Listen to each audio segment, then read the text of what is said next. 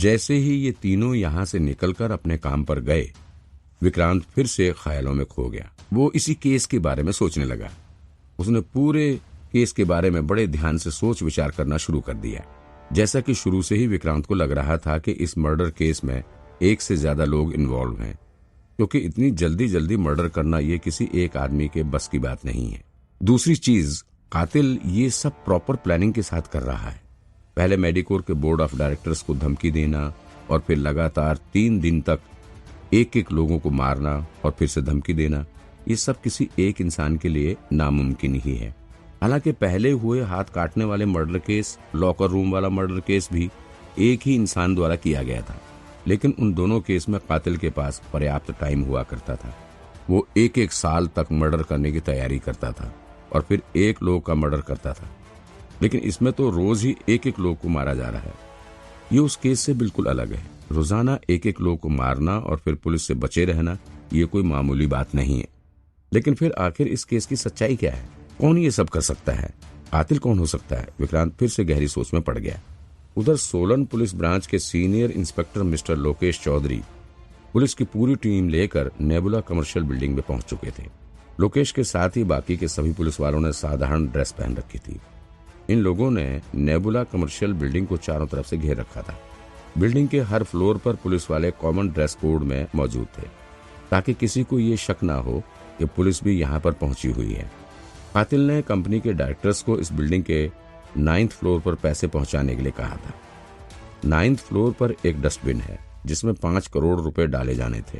Police building के हर floor पर मौजूद थी और बिल्डिंग के सभी एंट्रेंस और एग्जिट पर अपनी नजर गड़ाए बैठी हुई थी, ताकि किसी भी हालत में कातिल यहाँ से बचकर निकलने ना पाए। मेडिकोर कंपनी के 2 एम्प्लॉइज प्लास्टिक के 2 बैग में कुल 5 करोड़ रुपए लेकर नेबुला कमर्शियल बिल्डिंग के लिए निकले। क्योंकि कातिल ने ही प्लास्टिक के बैग में पैसे रखकर लाने के लिए कहा था, इस वजह से उन्होंने वैसा ही किया जैसा उनसे कहा गया था। पुलिस ने सिक्योरिटी के लिए बैग में ट्रैकर भी लगा दिया था, ताकि अगर कोई वहां से बैग उठाकर बाहर भाग भी जाता है तो भी उसकी लोकेशन पुलिस को मिलती रहे। कंपनी के दोनों अधिकारी प्लास्टिक के 2 बैग में 5 करोड़ रुपए लेकर सीधे ही नेबुला कमर्शियल के 9th फ्लोर पर पहुंचे। वहां पहुंचने के बाद उन्होंने लिफ्ट के ठीक सामने ही रखे डस्टबिन में ये दोनों बैग डाल दिए। ये डस्टबिन काफी बड़ा था और बड़ी आसानी से 5 करोड़ रुपए इसमें आ गए। बिल्डिंग का सारा कचरा इसी डस्टबिन में स्टोर किया जाता था और फिर इसे कचरा गाड़ी में डालकर शहर से बाहर ले जाया जाता था। कंपनी के दोनों अधिकारी इस डस्टबिन में पैसा डालकर यहाँ से बाहर निकल गए। पुलिस हर तरफ से इसी डस्टबिन पर नजर गड़ाए बैठी हुई थी। उन्हें उम्मीद थी कि जरूर कोई ना कोई इस डस्टबिन के पास आएगा और पुलिस उसे अरेस्ट करने के लिए पूरी तैयारी करके बैठी हुई थी। पैसे रखे जाने के तकरीबन 5 या 7 मिनट बाद ही डस्टबिन के पास एक बूढ़ा भिखारी पहुंचा। वो वहां कुछ सेकंड के लिए खड़ा हुआ और फिर उसने अपनी जेब से एक लाइटर निकालकर इसे जलाया और फिर लाइटर को डस्टबिन में फेंक दिया।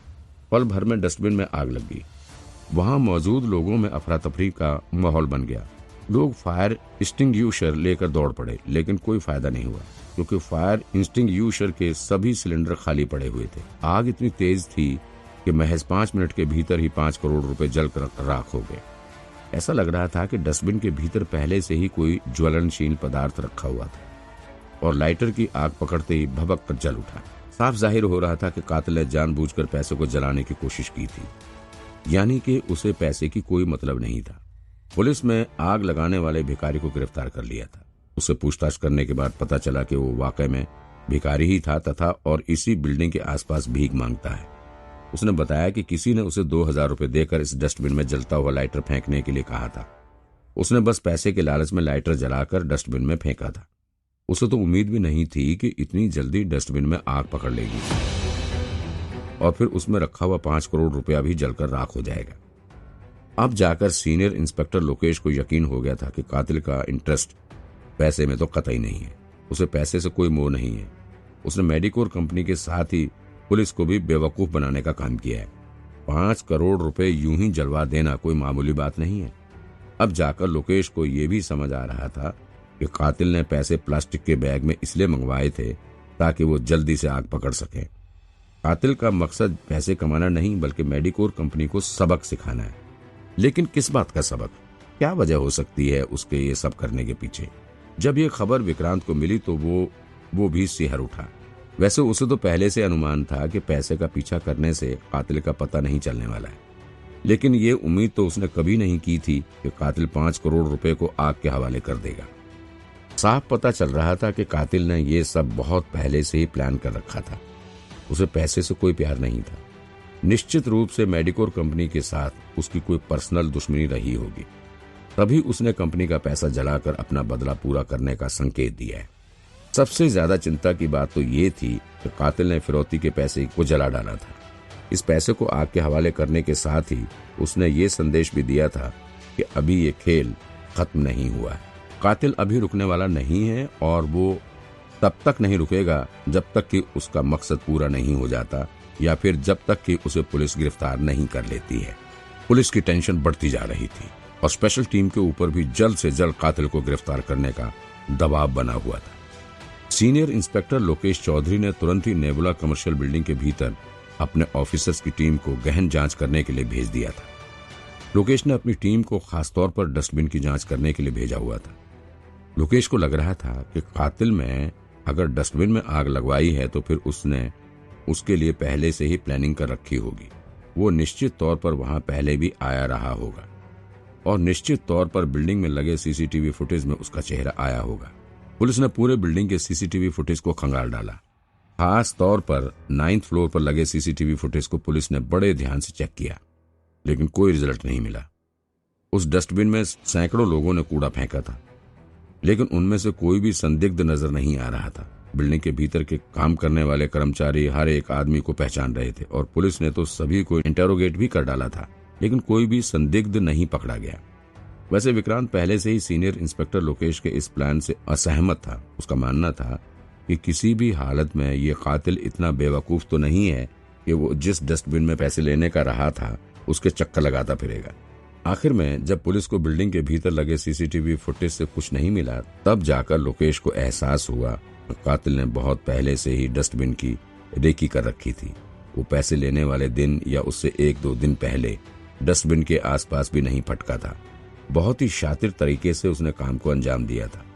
इसके बाद सीनियर इंस्पेक्टर लोकेश ने कातिल द्वारा भेजे गए धमकी भरे मैसेज को भी चेक करना शुरू किया। दरअसल जब कातिल ने दूसरी बार मेडिकोर के डायरेक्टर को धमकी दी थी तो उसने व्हाट्सएप मैसेज भेजकर उसे धमकाया था। पुलिस ने तुरंत ही व्हाट्सएप नंबर को ट्रैक करके इसके ऑनर का एड्रेस निकाल लिया था, लेकिन जब पुलिस इस नंबर पर ट्रैक करते हुए लोकेशन पर पहुंची तो पता चला कि ये नंबर भी चोरी का था। ऑनर ने बताया कि उसका मोबाइल फोन 2 दिन पहले ही चोरी हो गया था और जब ये मैसेज भेजा गया था तब उसके पास फोन नहीं था। पुलिस को हर तरफ से निराश ही होना पड़ रहा था। कहीं से कोई भी रास्ता नहीं समझ आ रहा था, लेकिन इसके बावजूद लोकेश अपने काम में लगा हुआ था। वो लगातार इन्वेस्टिगेशन में लगा हुआ था। उसने पुलिस टीम को और भी सिरे से केस की इन्वेस्टिगेशन करने में लगा रखा था। जब भी लोकेश कोई स्टेप ले रहा था तो इसकी इन्फॉर्मेशन वो विक्रांत के पास भी भेज रहा था और अभी तक केस पर काम करते हुए 2 चीजें सामने आई है। उससे विक्रांत को इतना समझ में आ गया था कि इस मर्डर केस में कातिल कोई अकेला शख्स नहीं है, उसके साथ और लोग भी शामिल हैं। इस मर्डर केस में और भी लोग शामिल हैं। जरा सोचो, कोई अकेला आदमी कैसे बिना कोई सबूत छोड़े, बिना कोई गलती किए पहले तो 3 लोगों का मर्डर करता है और फिर 5 करोड़ रुपए फिरौती के रूप में लेकर भी उसे जला देता है। उसके बाद फोन चोरी करता है और कंपनी के डायरेक्टर के पास मैसेज भी भेज देता है। ये सब कोई मामूली बात नहीं है और किसी एक इंसान के लिए तो किसी भी सूरत में मामूली बात नहीं है।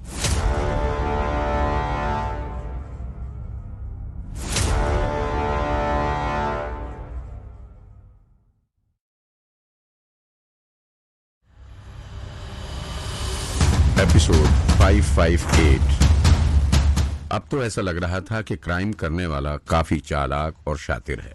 उसने सब कुछ बहुत पहले से ही प्लान कर रखा था और इतने शातिर तरीके से कत्ल को अंजाम दे रहा था कि पुलिस उसकी सोच तक भी नहीं पहुंच पा रही थी।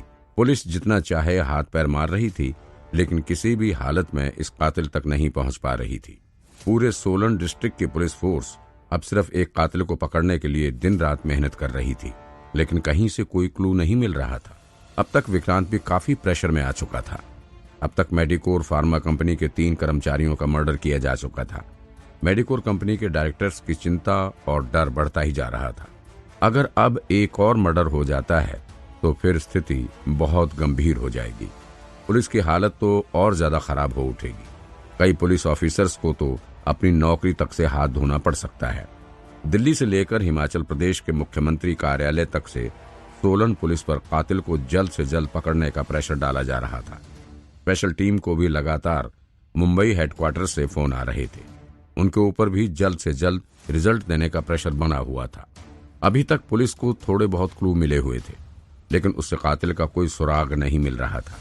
आखिरकार पुलिस ने अलर्ट जारी करते हुए मेडिकोर कंपनी के सभी वर्कर्स को सेफ रहने के लिए कह दिया था। यानी कि पुलिस ने नोटिस जारी करते हुए मेडिकोर के सभी एम्प्लॉइज को ज्यादा से ज्यादा समय घर पर रहने की हिदायत दे डाली थी। इससे कंपनी के वर्कर्स में और ज्यादा खौफ पैदा हो गया। कुछ डिपार्टमेंट के तो सारे वर्कर्स ने काम पर आना ही बंद कर दिया, जिससे कंपनी पर ताला लगने की नौबत आ चुकी थी। वहीं कुछ वर्कर्स तो इतने ज्यादा डरे हुए थे कि वो पुलिस स्टेशन पर ही डेरा डालकर बैठ गए थे। पुलिस बड़ी मुश्किल से उन्हें समझाते हुए घर भेज रही थी और सभी को घर पर ही रहने के लिए कह रही थी, लेकिन कोई पुलिस की बात मानने को तैयार ही नहीं हो रहा था। यहां तक कि इन लोगों ने पुलिस स्टेशन पर प्रशासन के खिलाफ नारेबाजी करना भी शुरू कर दिया था। पुलिस के सीनियर ऑफिसर्स और मेडिकोर फार्मा के बोर्ड ऑफ डायरेक्टर्स के बीच लगातार मीटिंग का दौर चल रहा था। पुलिस अपने तरीके से उन्हें समझाने में लगी हुई थी। बोर्ड ऑफ डायरेक्टर्स से ना जाने कितनी बार पुलिस पूछताछ भी कर चुकी थी। उन्हें पूछताछ करते हुए पुलिस कातिल के बारे में पता लगाने की कोशिश कर रही थी। हमेशा शांत रहने वाला पहाड़ों से घिरा ये खूबसूरत शहर आज बहुत अशांत से नजर आ रहा था। चारों तरफ अफरा तफरी का माहौल बना हुआ था। पुलिस से लेकर कंपनी के डायरेक्टर्स तक इधर उधर भागा दौड़ी में लगे हुए थे। पूरा शहर पुलिस के सायरन के शोर से गूंज उठा था। जगह जगह पुलिस छापे मार रही थी। न जाने कितने संदिग्धों को पुलिस उठाकर जेल में डाल चुकी थी। मेडिकोर फार्मा कंपनी के वर्कर्स की हिस्ट्री निकाली जा चुकी थी। पुलिस ने दिन रात एक कर दिया था। सभी ऑफिसर्स की छुट्टी कैंसिल करके इस कातिल को पकड़ने के काम में लगा दिया गया था। खौफ का आलम यह था कि पुलिस महकमे से लेकर मेडिकोर के वर्कर्स तक हर कोई अगले दिन के सूरज को उगने से रोक देना चाहते थे, क्योंकि किसी को नहीं पता था कि अगले दिन की शुरुआत के साथ ही कातिल अपना अगला निशाना किसे बनाएगा। रात के तकरीबन 11 बज रहे थे। आज पूर्णिमा की रात थी और सोलन की सड़कें चांद की दूधिया रोशनी से नहाई हुई नजर आ रही थी। आसपास विशालकाय पर्वत मानो किसी प्रहरी की तरह इस शहर की सुरक्षा में खड़े नजर आ रहे थे। विक्रांत मध्यम गति से अपनी गाड़ी ड्राइव करता हुआ किसी जरूरी काम को पूरा करने के लिए निकल पड़ा था। भले ही वो इस वक्त गाड़ी लेकर अपने डुप्लीकेट टास्क के लोकेशन पर जा रहा था, लेकिन अभी भी उसका पूरा ध्यान इस सीरियल किलर पर था, जिसने इस पूरे शहर को खौफ के माहौल में जीने के लिए मजबूर कर दिया था। विक्रांत को आज के दिन पृथ्वी कोडवर्ड मिला हुआ था। ऐसे में उसे पूरी उम्मीद थी कि आज का डुप्लीकेट टास्क उसके लिए कुछ बड़ी न्यूज लेकर आने वाला था। इस वजह से वो आज के इस डुप्लीकेट टास्क को किसी भी हालत में मिस नहीं करना चाहता था। वो तो देहरादून से 190 किलोमीटर दूर स्थित इस शहर में सिर्फ डुप्लीकेट टास्क को पूरा करने के लिए आने की तैयारी कर चुका था। लेकिन इत्तेफाक से अच्छा ये हुआ कि हाई कमान से उसे आज सोलन आने का ऑर्डर भी दे दिया गया था। शायद अदृश्य शक्ति को पहले से ही पता था कि विक्रांत को आज सोलन आना पड़ेगा। इस वजह से उसके डुप्लीकेट टास्क के लोकेशन के पहले ही सोलन में फिक्स कर दिया गया। डुप्लीकेट टास्क का लोकेशन सोलन का मेंटल हॉस्पिटल था और ये टास्क आज रात में 11:55 पर होने वाला था। डुप्लीकेट टास्क की टाइमिंग और लोकेशन जानकर विक्रांत को और ज्यादा हैरानी हुई। रात के 11:55 यानी कि अगला दिन शुरू होने के महज 5 मिनट पहले कहीं अदृश्य शक्ति कोई मैसेज तो नहीं देना चाहती। ये सीरियल किलर हर रोज एक मर्डर कर रहा है, तो कहीं ऐसा तो नहीं है कि इस डुप्लीकेट टास्क के सहारे अदृश्य शक्ति अगले दिन के पहले ही विक्रांत का सामना इस खूंखार कातिल से करवाना चाहती हो। विक्रांत काफी एक्साइटेड हो रहा था, साथ ही उसे थोड़ी घबराहट भी हो रही थी। घबराहट इस बात की थी क्योंकि उसका डुप्लीकेट टास्क एक मेंटल हॉस्पिटल में होने जा रहा था। ये सोलन जिले का काफी बड़ा मेंटल हॉस्पिटल था। आसपास के जिले के लगभग सभी मेंटल पेशेंट का इलाज यहीं किया जाता है और साथ ही यहाँ पर बहुत बड़ा पागल खाना भी है। ऐसे में रात के तकरीबन 12 बजे पागल खाने में जाना वाकई में घबराहट वाली ही बात थी। खैर, जब विक्रांत को पता चला कि उसके टास्क की एग्जैक्ट लोकेशन पागल खाने के भीतर नहीं बल्कि मेंटल हॉस्पिटल के पीछे की तरफ वाली बाउंड्री वॉल के पास है, तब जाकर उसने थोड़ी राहत की सांस ली। विक्रांत टास्क के लोकेशन पर तकरीबन 11:45 यानी कि 11:45 ही पहुंच गया था। यह एरिया काफी सन्नाटे वाला था, यहाँ कोई आता जाता नहीं था और शायद पिछले कई सालों से यहाँ की सफाई भी नहीं की गई थी। पेड़ों की सूखी पत्तियों से जमीन ढकी हुई नजर आ रही थी और बाउंड्री वॉल पर उगी हुई खाई और असंख्य झाड़ियां इस बात का संकेत दे रही थी कि इस वॉल की भी मरम्मत पिछले कई सालों से नहीं हुई थी। अभी विक्रांत का टास्क शुरू होने में 10 मिनट का वक्त था। ऐसे में विक्रांत अपनी गाड़ी में ही लाइट जलाकर बैठा रहा। उसने रेडियो ऑन कर दिया, लेकिन रेडियो पर सिर्फ एडवर्टाइजमेंट ही चल रहा था। उसने 2-3 चैनल बदल डाले, लेकिन सभी पर प्रचार ही चल रहा था। अंत में उसे एक चैनल पर गाना बजता हुआ सुनाई पड़ा। हम थे जिनके सहारे वो ना हुए हमारे, हम थे जिनके। बॉलीवुड का क्लासिकल सॉन्ग बज उठा। चांदनी रात की रोशनी, जंगल में सन्नाटा और ये पुराना गीत विक्रांत को पुरानी यादों में डुबा ले गया। उसे याद नहीं आ रहा था कि लास्ट टाइम उसने ये गाना कहां पर और कब सुना था। कुछ पल दिमाग पर जोर डालने के बाद विक्रांत को याद आया कि उसने ये गाना बहुत साल पहले टीवी पर सुना था। तब वो बहुत छोटा था, लेकिन फिर भी उससे ये गाना बहुत पसंद आया था। गाने के बारे में सोचते सोचते विक्रांत कब नैना की याद में डूब गया उसे पता ही नहीं चला। नैना की एक एक बात करके कानों में गूंजने लगी। उसका एक एक एक्शन विक्रांत की आंखों के सामने किसी फिल्म की तरह चलने लगा। अंत में उसके कानों में नैना के आखिरी शब्द गूंज उठे, विक्रांत तुम मुझे भूल जाओ। विक्रांत तुम मुझसे वादा करो कि तुम पुलिस की नौकरी कभी नहीं छोड़ोगे, तुम बेस्ट डिटेक्टिव बनकर दिखाओगे। विक्रांत वादा करो। विक्रांत ने गहरी सांस छोड़ी। कैसे भूल जाऊं नैना, तुम्हें भुलाना इतना आसान है क्या? अगर मुझे भुलाना ही था तो मुझे खुद के इतने करीब क्यों आने दिया, क्यों मुझे झूठे सपने दिखाए? विक्रांत की आंखें आंसुओं से भीग चुकी थी। रेडियो पर गाने का आखिरी स्टैंजा बज रहा था, हम थे जिनके सहारे वो हुए ना हमारे।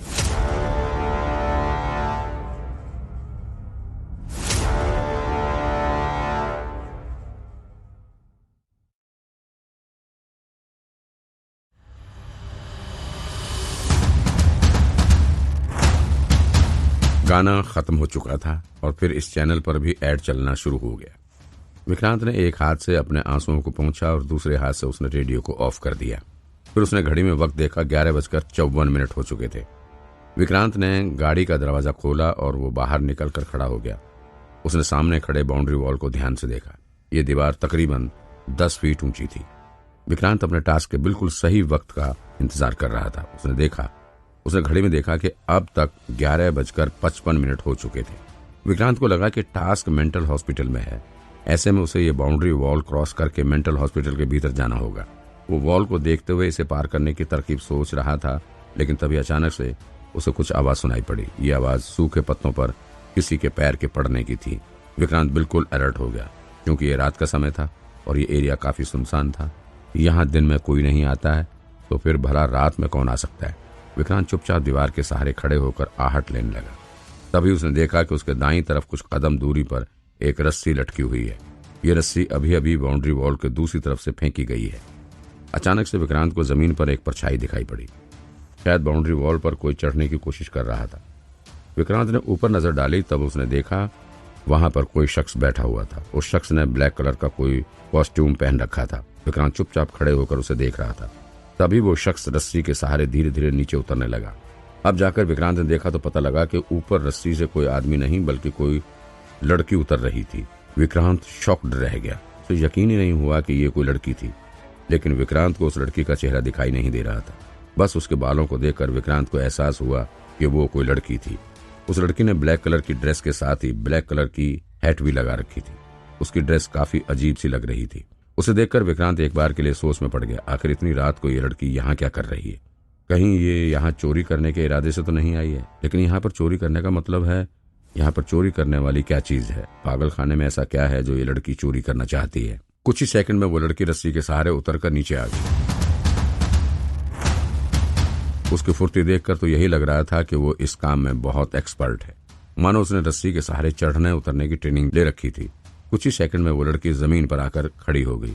अभी तक भले ही विक्रांत उसे देख रहा था, लेकिन उस लड़की ने अभी तक विक्रांत को नहीं देखा था। लेकिन नीचे उतरने के बाद अभी वो खुद को संभाल ही रही थी कि उसकी नजर विक्रांत पर पड़ी। विक्रांत को देखते ही उसने अपना पैर चलाते हुए विक्रांत के ऊपर अटैक कर दिया। विक्रांत इस हमले के लिए तैयार नहीं था। ऐसे में ये लात सीधे उसके चेहरे पर पड़ी और विक्रांत का शरीर पीछे बाउंड्री वॉल से टकराकर वापस जमीन पर आ गिरा। वो जमीन पर गिरा हुआ था और वो लड़की विक्रांत के सामने खड़ी थी। उसने अपने चेहरे पर मास्क लगा रखा था और सिर्फ उसकी आंखें ही नजर आ रही थी। बाकी का चेहरा काले नकाब से ढका हुआ था, लेकिन उस लड़की की आंखों को ही देखकर उसे उसके गुस्से का अंदाजा लगाया जा सकता था। विक्रांत अभी खुद को संभाल कर खड़ा ही हो रहा था कि अचानक से उसके सीने पर एक जोरदार लात पड़ी और फिर से वो दीवार से टकराकर जमीन पर चित हो गया। इस बार तो विक्रांत को बड़ी जोर की चोट भी लगी। विक्रांत पर जोरदार हमला करने के बाद वो लड़की पूरी ताकत से यहाँ से भागने की कोशिश करने लगी। तेरी तो विक्रांत ने फुर्ती दिखाते हुए उस लड़की की टांग पकड़कर पीछे खींच दिया, जिससे वो अपने मुंह के बल जमीन पर गिर पड़ी। मुझसे बचकर भागेगी? विक्रांत सक्सेना के हाथों से बचकर भागेगी? ले, विक्रांत ने अपने कपड़े पर लगी मिट्टी को झाड़ते हुए कहा। विक्रांत को लगा कि शायद उसने अब इस नकाबपोश लड़की को अपने कंट्रोल में कर लिया, लेकिन ये शायद उसकी बहुत बड़ी भूल थी। अभी विक्रांत खड़ा ही हुआ था कि उस लड़की ने बिजली जैसी फुर्ती दिखाते हुए फिर से विक्रांत के जांघों पर लंगड़ी मार दिया। इस बार फिर से विक्रांत लड़खड़ाकर जमीन पर गिर गया और अब वो लड़की जंगली बिल्ली की तरह विक्रांत के ऊपर टूट पड़ी। वो विक्रांत के ऊपर चढ़कर बैठ गई और फिर उसने विक्रांत के मुंह पर पंच मारना शुरू कर दिया। विक्रांत इस लड़की की फुर्ती और ताकत देखकर काफी हैरान रह गया। जरूर उसने कहीं न कहीं से स्पेशल ट्रेनिंग ले रखी होगी, लेकिन विक्रांत भी किसी से कम थोड़ी न था। उसने भी काउंटर देना शुरू कर दिया और कुछ ही देर में दोनों की पोजीशन एक्सचेंज हो चुकी थी। अब विक्रांत उस लड़की के ऊपर था और वो लड़की विक्रांत के नीचे थी और अब विक्रांत उसके मुंह पर पंच मारने लगा। अभी उसने एक ही पंच मारा था कि उस लड़की ने अपने घुटनों की मदद से विक्रांत के पेट में धक्का मारते हुए उसे पीछे धकेल दिया। विक्रांत जानता था कि अगर उसने उठने में जरा सी भी देरी की तो दुश्मन फिर से उसके ऊपर हावी हो सकता है। ऐसे में सेकंड भर से पहले ही वो दोबारा से उठकर खड़ा हो गया, लेकिन इसके बाद जो कुछ हुआ उसकी उम्मीद तो विक्रांत ने कभी सपने में भी नहीं की थी। वो लड़की उठकर खड़ी हुई और उसने अपने दाहिने हाथ के पंजे के ऊपर लगे एक लाल रंग के बटन को दबाया। बटन दबाते ही वो लड़की पल भर में हवा में गई और फिर अगले ही पल वो यहाँ से गायब हो गई। ऐसा लग रहा था जैसे मानो हॉलीवुड की कोई फिल्म विक्रांत की आंखों के सामने चल रही थी। वो बिल्कुल हैरान रह गया। उसे कुछ समझ नहीं आ रहा था कि अचानक से क्या हो गया। विक्रांत शॉक्ड होकर कुछ पल तक उसे देखता रहा। इसके बाद फिर उसने अपने अदृश्य शक्ति का इस्तेमाल करते हुए तुरंत ही स्प्रिंग डिवाइस को एक्टिवेट कर दिया। स्प्रिंग डिवाइस एक्टिवेट होते ही विक्रांत ने पूरी ताकत से जंप लगाया और फिर जंप लगते ही वो हवा में उछलता हुआ बाउंड्री वॉल को क्रॉस करके हवा में आ गया। अब विक्रांत उछलकर हवा में तो आ गया, लेकिन उसे ये नहीं समझ आ रहा था कि आखिर वो अब नीचे कैसे आए। विक्रांत का शरीर नीचे आने लगा और नीचे आकर सीधे ही वो उस लड़की की छाती पर लैंड कर गया। विक्रांत का सिर उस लड़की की छाती के बीचों बीच रखा हुआ था और उसे साफ तौर पर छाती के उभार का अनुभव हो रहा था। ओह वो लड़की दर्द से कराह उठी। उसने अब दोनों हाथों से विक्रांत के सिर पर जोर से वार किया, लेकिन विक्रांत अभी भी अपना सिर उसकी छाती में धंसा कर बैठा हुआ था। वो लड़की काफी हेल्दी थी क्योंकि उसकी छाती में सिर धंसाए हुए उसके विशाल स्तनों का आभास हो रहा था। जब उस लड़की को छाती में दर्द का एहसास हुआ तो फिर से उसने विक्रांत के पेट पर एक जोरदार की किक मार दी।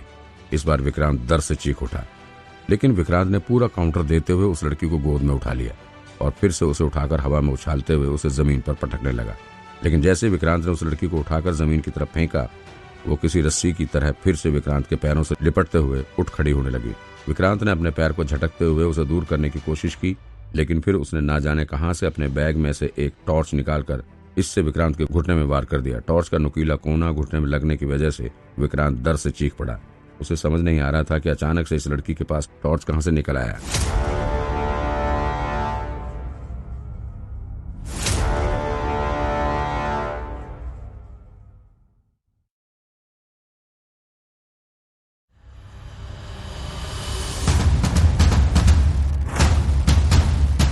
विक्रांत अपने घुटने को पकड़कर दर्द से चीखने लगा। वो जमीन पर ही बैठ गया। इधर मौका पाकर फिर से वो लड़की दीवार फांदकर बाहर जाने की कोशिश करने लगी। विक्रांत ने पीछे से झपट्टा मारते हुए उसे रोकने की कोशिश की, लेकिन उसके हाथ में सिर्फ उसका बैकपैक ही आया। बैकपैक हाथ में आने की वजह से उसके बैग की चेन फट गई और उसमें से काफी सारी दवाइयों के पैकेट बाहर भी गिर गए। विक्रांत अवाक होकर उसे देखने लगा। एक बार के लिए तो वो सोच में पड़ गया, क्या ये वाकई में दवाइयां चुराने के लिए यहाँ पर आई हुई थी? लेकिन क्यों? दवा क्यों चुराने के लिए आई हुई है? और ये मेंटल हॉस्पिटल से कौन सी दवा चुरा कर ले जा रही है?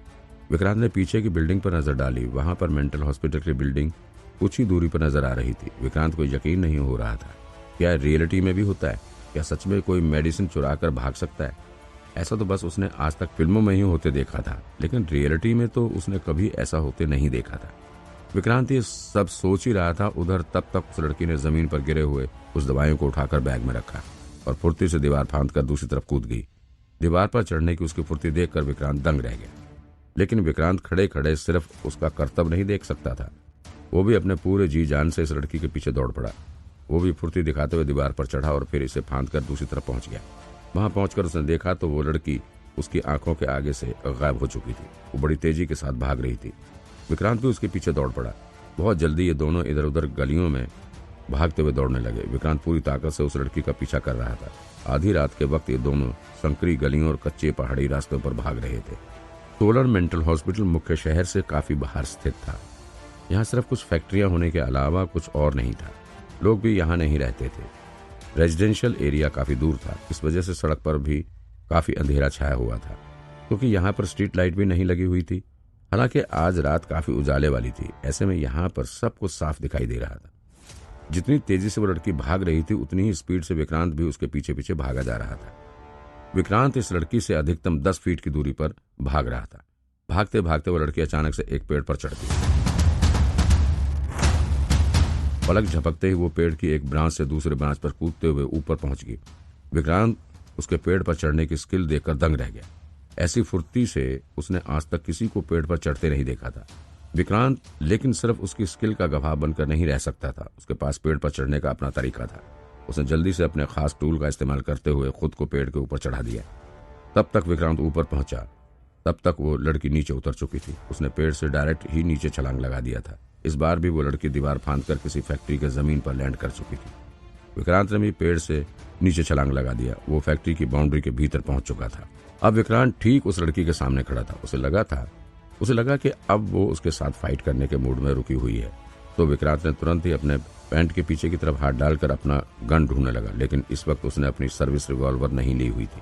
दरअसल इस वक्त विक्रांत अपनी रिवॉल्वर दिखाकर उसे अपनी आइडेंटिटी बताते हुए लड़की को सरेंडर करने के लिए कहना चाहता था। ओ गॉड! विक्रांत अपना सिर पकड़कर बैठ गया, लेकिन अभी तक वो लड़की चुपचाप होकर खड़ी थी, मानो वो विक्रांत को देख ही नहीं रही हो। इस वक्त उस लड़की की नजर विक्रांत पर नहीं बल्कि किसी और तरफ टिकी हुई थी। वो अपनी सांस रोककर विक्रांत के पीछे की तरफ देख रही थी। विक्रांत को कुछ अजीब सा लगा। उसने पीछे मुड़कर देखा तो वहां पर 2 जंगली कुत्ते खड़े नजर आए। अब जाकर विक्रांत को समझ में आया कि आखिर क्यों ये लड़की इतनी घबराई हुई नजर आ रही थी। एक मिनट, हिलना मत, बिल्कुल भी मत हिलना, विक्रांत ने कहा। तुम किसे कह रहे हो, मुझे या उसे? उस लड़की ने विक्रांत की तरफ घूरते हुए कहा। अरे मैं तुमसे ही कह रहा हूँ, हिलो मत, जहां हो वहीं खड़े रहो, विक्रांत ने फिर से उस लड़की की तरफ इशारा करते हुए कहा। या क्यों? तुम चाहते हो कि मैं यहीं रुकी रहूं और ये कुत्ता मुझे काट ले, जिससे तुम भागने का मौका मिल जाए? उस लड़की ने विक्रांत की तरफ देखते हुए कहा। अरे नहीं, मेरा मतलब भौं भौं, उस कुत्ते ने भौंकना शुरू कर दिया था। विक्रांत उसे घूरता हुआ अपने कदम पीछे करने लग गया। दरअसल विक्रांत इसलिए उस लड़की को रोक कर रखने की कोशिश कर रहा था क्योंकि अगर वो कुत्ते को देखकर भागने लगती तो फिर निश्चित रूप से यह कुत्ता भी उसके पीछे भागने लगता। इसी वजह से विक्रांत ने उसे रुकने के लिए कहा था, लेकिन वो लड़की विक्रांत की बात मानने को तैयार नहीं थी। वो धीरे धीरे अपना कदम पीछे खींचते हुए भागने की कोशिश करने लगी। जैसे जैसे वो लड़की अपना कदम पीछे खींचते हुए जा रही थी, वो दोनों कुत्ते भी उसकी तरफ बढ़ते जा रहे थे। भौं भौं भौं, उस खतरनाक कुत्तों को देखकर वो लड़की डर कर पीछे बढ़ने लगी और जैसे जैसे वो कदम पीछे खींच रही थी वैसे वैसे वो दोनों कुत्ते और ज्यादा आक्रामक मूड में आते जा रहे थे। अब तो वो लड़की घबराकर तेजी से भागने लगी और उसके पीछे कुत्ते भी दौड़ पड़े और फिर तो विक्रांत को भी अपनी जान बचाकर भागना पड़ा। वो भी उस लड़की के साथ अपनी पूरी स्ट्रेंथ से भागने लगा। उन दोनों के पीछे वो कुत्ते भी भाग रहे थे। कुछ देर तक भागने के बाद विक्रांत को लगा कि ऐसे सिर्फ भागते रहने से इन कुत्तों के अटैक से नहीं बचा जा सकता है। इनसे बचने के लिए कोई और तरकीब ढूंढनी पड़ेगी। इस वक्त कुत्तों से बचने का सिर्फ एक ही रास्ता था और वो था कि दोनों बाउंड्री वॉल पर चढ़कर दूसरी तरफ चले जाएं। लेकिन जितना मुश्किल इस 12 फीट ऊंची बाउंड्री वॉल पर चढ़ना था, उससे ज्यादा मुश्किल इससे नीचे उतरना था। और दूसरी बात, पीछे शिकारी कुत्ते लगे हुए हैं और ऐसे मौके पर अगर कोई गलती होती है तो फिर पक्का है कि कुत्ते जान लेकर ही मानेंगे। ओए, अभी विक्रांत दीवार पर चढ़ने या चढ़ने के बारे में सोच ही रहा था, तब तक वो लड़की अकेले ही दीवार पर चढ़ने की कोशिश करने लगी। उसने विक्रांत को इशारा करते हुए खुद को ऊपर धकेलने के लिए कहा। अच्छा बेटा, सिर्फ तुम्हारे पास ही दिमाग है क्या? तुम्हें मैं दीवार पर चढ़ा दूं और फिर मैं खुद को कुत्ते के हवाले कर दूं? विक्रांत ने उस लड़की को घूरते हुए कहा। मैं तुम्हें बेवकूफ दिखता हूं क्या? यहाँ विक्रांत ने उस लड़की की तरफ गुस्से से भरी निगाहों से देखते हुए कहा। अब विक्रांत अपना दिमाग चलाते हुए यहाँ से बचकर निकलने के बारे में सोचने लगा। उसे कोई तरकीब नहीं सूझ रही थी। कुछ देर तक सोच विचार करने के बाद उसने एक बार के लिए तो सोचा कि अपने एयरक्राफ्ट टूल का इस्तेमाल करते हुए वो हवा में उड़कर इस दीवार को पार कर जाए। लेकिन फिर उसे लगा कि इस लड़की के सामने एयरक्राफ्ट टूल का इस्तेमाल ठीक नहीं रहेगा। और दूसरी चीज ये भी थी कि विक्रांत अकेले इस लड़की को यहाँ शिकारी कुत्ते के हवाले करके भी नहीं जा सकता था। तो उसने इस टूल को इस्तेमाल करने का इरादा छोड़ दिया। फिर उसके दिमाग में एक और आइडिया आया। उसने अपने टूल बार में से एक खास टूल को सिलेक्ट किया जो कि कुत्तों के सूंघने की क्षमता बहुत अच्छी होती है। इसलिए विक्रांत ने इस वक्त अपने टूल बार से परफ्यूम टूल चूज किया था ताकि वो उन दोनों शिकारी कुत्तों को डिस्ट्रैक्ट कर सके।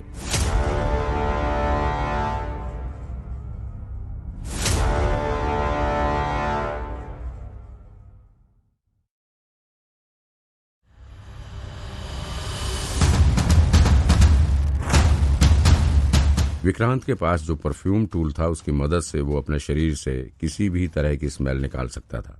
ऐसे में विक्रांत ने तुरंत ही अपने परफ्यूम टूल में से एक खास तरह के पिग की स्मेल वाला परफ्यूम सिलेक्ट किया।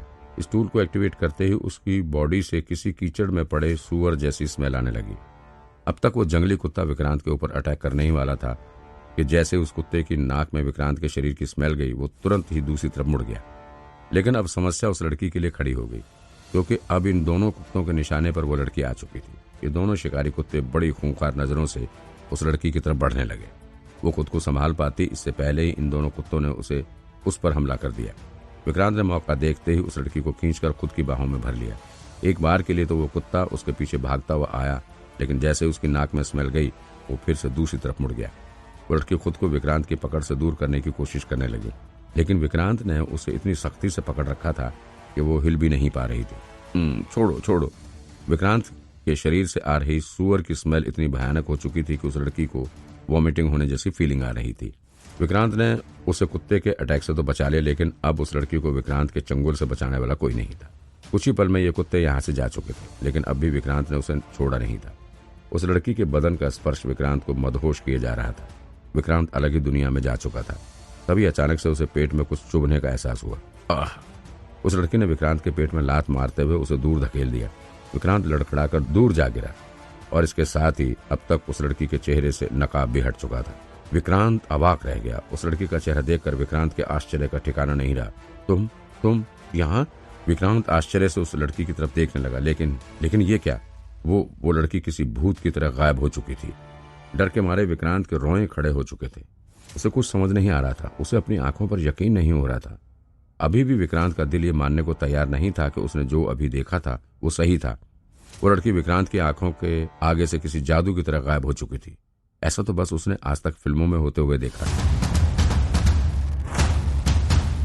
आज आंख के सामने ऐसे किसी आदमी को अचानक से गायब होते देख विक्रांत के आश्चर्य का कोई ठिकाना नहीं रहा। वो काफी देर तक जमीन पर पड़े पड़े ही उस लड़की के बारे में सोचता रहा। उधर विक्रांत से थोड़ी ही दूरी पर दोनों शिकारी कुत्ते इस आस में खड़े थे कि उन्हें शायद अब भी शिकार करने को मिलेगा।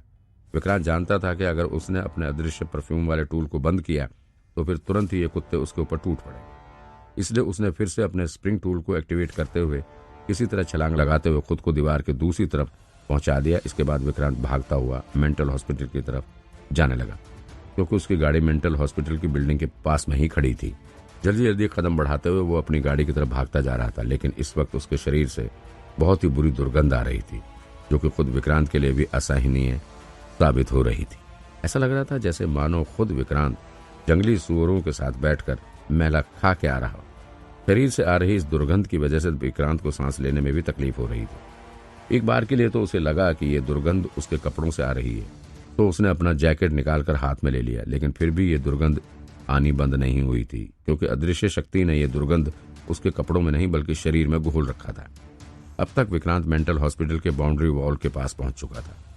उसकी गाड़ी इस बाउंड्री वॉल के ही बगल में खड़ी थी। विक्रांत अपनी गाड़ी में बैठने जा ही रहा था कि तभी उसे याद आया कि यहाँ से भागते वक्त उस लड़की का बैग फट गया था और काफी सारी दवाइयां जमीन पर बिखर गई थी।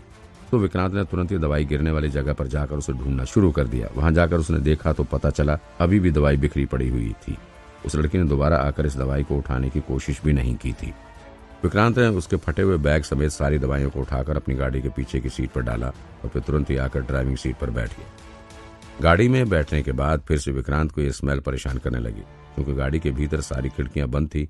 ऐसे में अब यह दुर्गंध पूरी गाड़ी में फैल चुकी थी। विक्रांत ने तुरंत ही गाड़ी की विंडो खोलते हुए इसके एयर प्यूरिफायर को भी चालू कर दिया, ताकि यहाँ की हवा में फैला हुआ दुर्गंध दूर हो सके। इसके साथ ही विक्रांत ने तुरंत ही अदृश्य शक्ति के सिस्टम को खोलकर वहां से स्टूल को जबरन बंद कर दिया।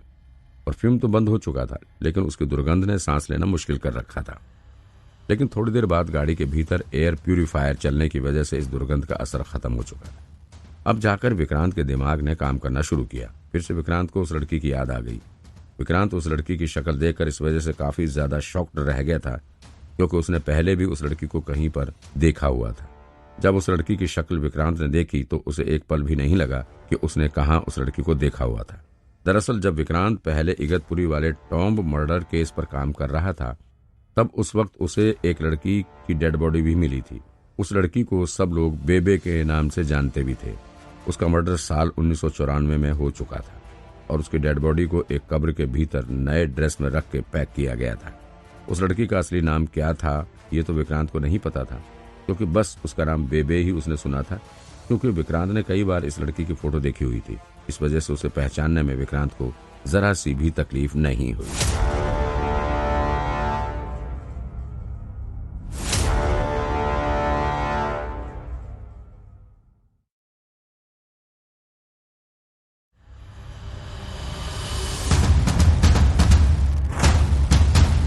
यहाँ तक कि जब तक गुरुजी यानी कि मकबरे में चोरी करने वाला वो चोर नहीं पकड़ा गया, तब तक बेबे के बारे में किसी को कुछ नहीं पता था। गुरुजी के पकड़े जाने के बाद भी उस लड़की का असली नाम किसी को पता नहीं चल सका था। सभी को उसका नाम सिर्फ बेबे ही पता था। विक्रांत को अच्छे से याद था, जब वो टॉम्ब मर्डर केस पर काम कर रहा था, तब बोरीवली के एक पुल के नीचे मकबरे में पड़ी एक बेहद खूबसूरत लड़की की लाश भी उसे मिली थी। उस लड़की के बारे में पता लगाने के लिए विक्रांत ने काफी मेहनत की थी, लेकिन कहीं से कोई क्लू नहीं मिल पा रहा था। विक्रांत ने उस लड़की की स्केच भी बनवाई थी और पूरे शहर में उसकी पोर्ट्रेट लगवाया था, ताकि उसे जानने वाला कोई सामने आ सके, लेकिन कहीं से कोई सुराग नहीं मिल रहा था। हालांकि उस केस पर काम करते वक्त विक्रांत ने बेबे की पोर्ट्रेट को इतनी बार देख लिया था कि उसे आज भी उसका चेहरा अच्छे से याद था। इसी वजह से जब विक्रांत ने आज इस लड़की का चेहरा ठीक बेबे से मिलता जुलता हुआ पाया, तो फिर उसके आश्चर्य का ठिकाना नहीं रहा। विक्रांत रात के सुनसान इलाके में अचानक से बेबे के सिमिलर फेस वाली लड़की को देखकर काफी घबरा उठा था। डर के मारे उसके शरीर से पसीने निकले जा रहे थे। इसके साथ ही उसके शरीर से सूअर के गोबर की स्मेल आ रही थी, जिससे उसका दम घुट रहा था। कुछ देर में जब चलती हुई गाड़ी में खिड़कियों से हवा पास हुई, तब जाकर उसे थोड़ी राहत महसूस हुई। अब विक्रांत थोड़ा अच्छा फील कर रहा था। थोड़ी ही देर में उसके शरीर से आ रही बदबू खत्म हो चुकी थी। अब विक्रांत यहाँ से निकलकर होटल या सोलन पुलिस स्टेशन जाने के बजाय इस लड़की के पीछे निकल पड़ा था। वो किसी भी हालत में बिना इस लड़की से मिले सांस नहीं ले सकता था। वो काफी आश्चर्य में पड़ा हुआ था कि आखिर डुप्लीकेट टास्क ने अचानक से ऐसा टास्क क्यों करने के लिए दिया। डुप्लीकेट टास्क में एक मर चुकी लड़की की शक्ल से मिलवाने का क्या मकसद है? कहीं बेबे आज तक जिंदा तो नहीं है? लेकिन अगर वो आज तक जिंदा है तो फिर उसकी उम्र तकरीबन 40 साल से कम नहीं होगी, जबकि वो लड़की बामुश्किल से 20 साल से भी ज्यादा की नहीं रही होगी। तो कहीं ऐसा तो नहीं है कि ये लड़की बेबे की बेटी हो?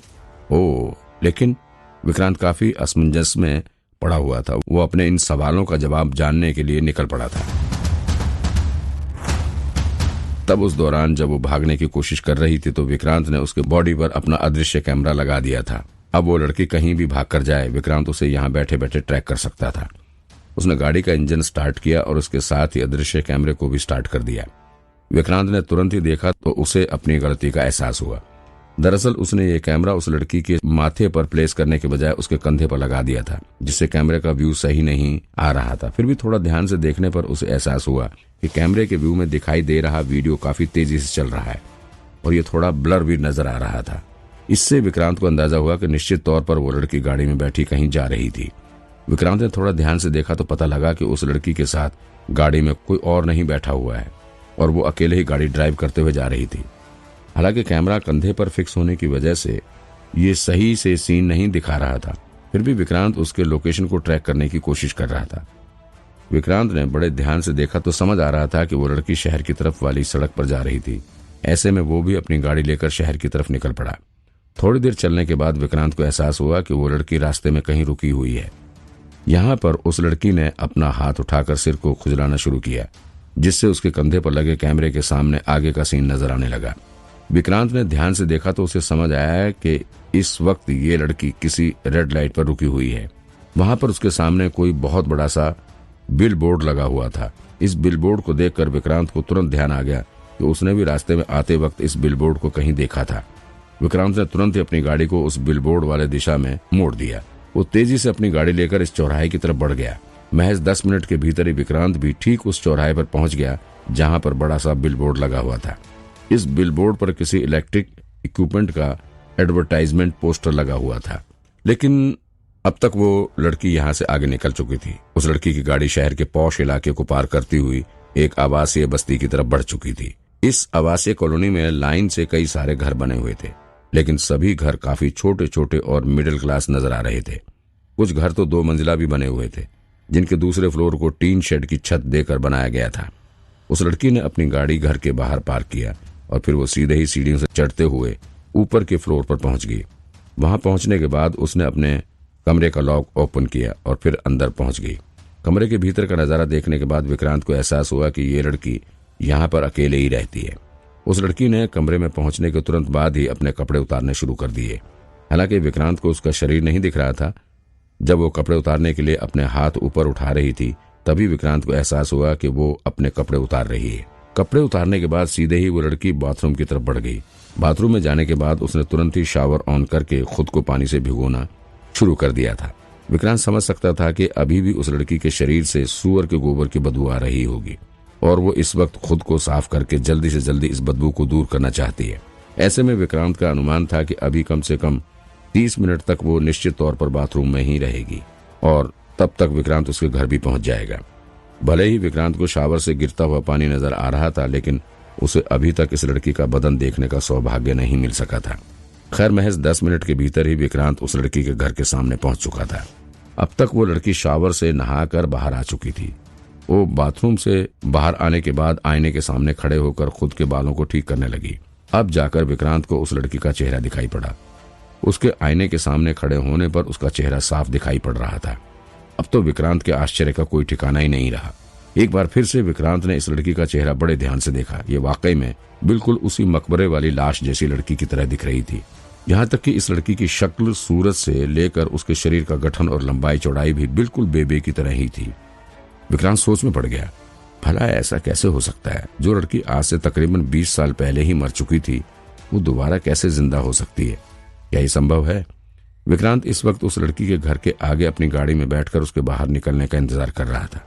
उसने गाड़ी के पीछे वाली सीट पर रखे हुए दवाओं के ढेर में से एक दवा निकालकर इसका नाम इंटरनेट पर सर्च करना शुरू किया। उसने जिस दवा के नाम को इंटरनेट पर सर्च किया था, उसका नाम ब्यूटीरोफेनोन था। इंटरनेट पर दिखे सर्च रिजल्ट के अनुसार विक्रांत को पता चला कि इस दवा का इस्तेमाल साइकेट्रिक डिसऑर्डर रोग से जूझ रहे रोगियों को दिया जाता है। जाहिर है कि ऐसी दवाएं मेंटल हॉस्पिटल के भीतर ही मिलती हैं। इसी वजह से उस लड़की ने इसे मेंटल हॉस्पिटल से चुराने की कोशिश की थी। लेकिन यहाँ बड़ा सवाल ये है कि आखिर वो इस दवा का करने क्या वाली थी? वो इस दवा को खुद के लिए चुरा के ले जा रही थी या फिर किसी और के इलाज के लिए?